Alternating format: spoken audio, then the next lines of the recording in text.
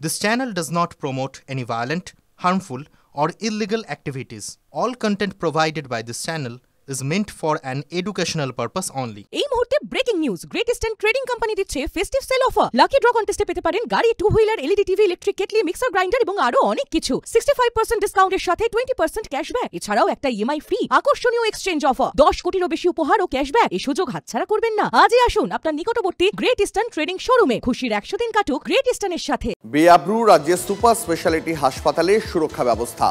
আরও একবার রাজ্য সরকারি হাসপাতালে ধর্ষণের অভিযোগ। আরজি করের পর পাঁশকুড়া সুপার স্পেশালিটি হাসপাতালে ধর্ষণের অভিযোগ। একাধিক মহিলাকে ধর্ষণের অভিযোগে বেসরকারি এজেন্সির ওই ধৃত ম্যানেজারের বিরুদ্ধে। আরজিকর হাসপাতালে তিলোত্তমার উপর নৃশংস ঘটনায় এখনো সঠিক বিচারের দাবিতে আন্দোলন অব্যাহত। এর মধ্যেই ফের সরকারি হাসপাতালে ধর্ষণের অভিযোগ। ফের প্রশ্নে রাজ্যের সরকারি হাসপাতালের নিরাপত্তা। এবার ঘটনাস্থল পূর্ব মেদিনীপুরের পাঁশকুড়া।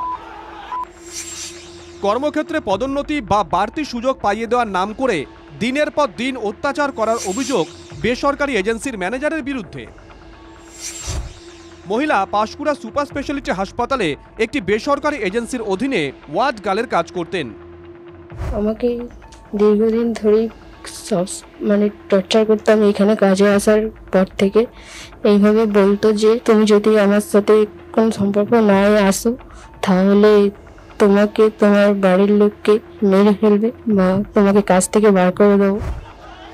ওই সংস্থার ম্যানেজার জাহির আব্বাস তাকে একাধিকবার ধর্ষণ করেছে বলে অভিযোগ। এই জাহিরের বিরুদ্ধে আরও 2 মহিলা একই অভিযোগ তুলেছেন। তাদের হুমকি দেওয়া হয় বলেও অভিযোগ তুলেছেন তারা। আমি নিচে যেতে না চাইলে বলে যে তাহলে হচ্ছে যে তোমার এই কাজ থাকবে না বা তোমার বাড়ির লোকের লাশ রাস্তা থেকে গুড়িয়ে নিয়ে যাবে। আমাকে তো বারবার হচ্ছে হুমকি দিয়ে রুমে ডেকে নিয়ে যায় এবং ধর্ষণ করে। আমাকে ড্রেস দেওয়ার নামে আমাকে ডেকে নিয়ে গিয়ে রুমে আমার সাথে অশ্লীল খারাপ ব্যবহার করেছিল। তাই আমি ভয় কিছু বলতে পারিনি, নিজের মান সম্মানের সব কিছুর জন্য। জাহির আব্বাস খান আমাকে জোর করেছিল কিন্তু আমি রাজি হইনি, কিন্তু কালকে আমাকে এমনই জোর করেছিল যে বাধ্য হয়েছি। অভিযুক্তর সঙ্গে তৃণমূলের যোগের অভিযোগ তুলেছে বিজেপি, যদিও তৃণমূল বলছে তাদের সঙ্গে অভিযুক্তের কোনো যোগ নেই। জহির বাবু নিজেকে ওখানকার তৃণমূলের স্বঘোষিত নেতা এবং তৃণমূলের আশীর্বাদপ্রাপ্ত নেতা মনে করে। অবৈধ কাজ ছাড়াও যত রকম অবৈধ টেন্ডার সহ ওষুধের 2 নম্বরই কারবার সহ যত রকম কাজ আছে সবে উনি জড়িত। কোনো ডেজিগনেশনহীন কোনো ব্যক্তি যদি নাম ভাঙিয়ে যারা এই ধরনের কাজের সঙ্গে যুক্ত থাকে প্রভাব খাটানোর জন্য, তার 99% দেখবে কোনো না কোনো নাম ভাঙিয়ে তারা করে। আদপে তৃণমূল কংগ্রেসের কোনো নেতৃত্ব নয়। পাঁশকুড়া পুলিশ সূত্রে খবর, অভিযোগ পাওয়ার পরই ইতিমধ্যেই কোলাঘাট থেকে ওই ব্যক্তিকে গ্রেপ্তার করেছে পাঁশকুড়া থানার পুলিশ। কনিষ্ক মাইতির রিপোর্ট, TV9 বাংলা। ফোর্ট উইলিয়ামের বৈঠকে সেনাবাহিনীর সংস্কার এবং আধুনিকীকরণে জোর প্রধানমন্ত্রীর। সিডিএস মানে চিফ ডিফেন্স অফ স্টাফ এবং 3 বাহিনীর প্রধানের উপস্থিতিতে রণকৌশলে আমূল বদলের বার্তা নরেন্দ্র মোদীর। অপারেশন সিঁদুরে সাফল্য তুলে ধরে ড্রোন প্রযুক্তি ও এয়ার ডিফেন্স সিস্টেমকে আরও ঢেলে সাজানোর জোর। আগামী 2 দশকের মধ্যে প্রযুক্তিতে সেনাকে বিশ্বের শীর্ষস্থানে নিয়ে যাওয়ার লক্ষ্যমাত্রাও বেঁধে দিয়েছেন প্রধানমন্ত্রী। তার বার্তায় উঠে এসেছে ভিশন 2047-এর প্রসঙ্গ। উত্তর পূর্ব এবং পূর্ব ভারত সীমান্তে সুরক্ষা আরও জোরদার করারও নির্দেশ দিয়েছেন তিনি। দেশের প্রতিরক্ষা ব্যবস্থাকে আরও শক্তিশালী করতে দ্রুত এবং কার্যকর পদক্ষেপের বার্তা। প্রতিরক্ষা সরঞ্জামের ক্ষেত্রে আত্মনির্ভরতা এবং উদ্ভাবনী শক্তিকেই আসল অস্ত্র করে তোলার বার্তা নমোর। আগামী দিনে দেশীয় প্রতিরক্ষা গবেষণা এবং উন্নয়নকে আরও উৎসাহিত করা হবে বলে ইঙ্গিত প্রধানমন্ত্রীর। আর এবার যে খবরে নজর রাখবো, আবারও বিস্ফোরক মন্তব্য মালদার জেলা সভাপতি আব্দুর রহিম বক্সির। রাজ্যে জরুরি অবস্থা জারির চেষ্টা করছে বিজেপি।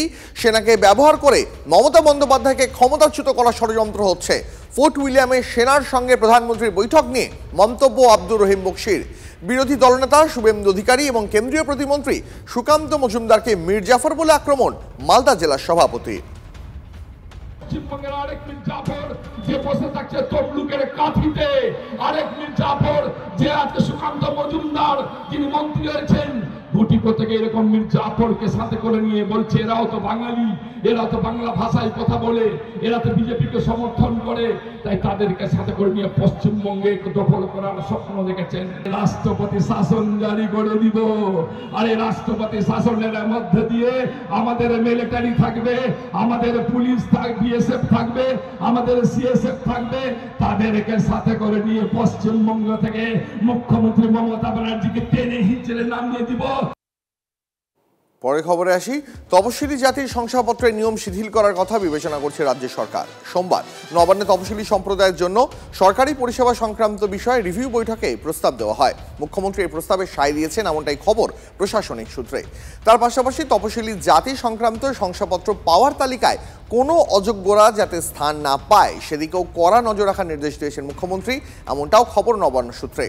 মতুয়া উন্নয়ন বোর্ড দ্রুত চালু করার জন্য মমতা বন্দ্যোপাধ্যায়ের কাছে আবেদন করেন তৃণমূল সাংসদ মমতা বালা ঠাকুর। এদিকে বনতারা বিতর্কে দাঁড়ি টানল সুপ্রিম কোর্ট। গুজরাতের জামনগরে অনন্ত আম্বানিদের বন্যপ্রাণ সংরক্ষণ কেন্দ্রে কোনো অনিয়ম হয়নি। বনতারা সংশ্লিষ্ট আইন মেনেই কাজ করেছে। অবসরপ্রাপ্ত বিচারপতি জি চেলামেশ্বর নেতৃত্বাধীন সিটের রিপোর্টকে মান্যতা দিয়ে জানালো দেশের সর্বোচ্চ আদালত। মামলাকারীরা অভিযোগ তুলেছিলেন দেশের কেন্দ্রীয় চিড়িয়াখানা কর্তৃপক্ষের নিয়ম এবং বিরল প্রাণীদের সংরক্ষণের ক্ষেত্রে আন্তর্জাতিক স্তরে যে বিধিনিষেধ রয়েছে তা মানা হয়নি।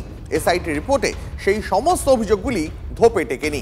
রিপোর্টকে মান্যতা দিয়ে বিচারপতি পঙ্কজ মিথাল এবং বিচারপতি প্রসন্ন ভি ভারালের বেঞ্চ মামলা খারিজ করে বনতারাকে ক্লিন চিট দিয়েছে।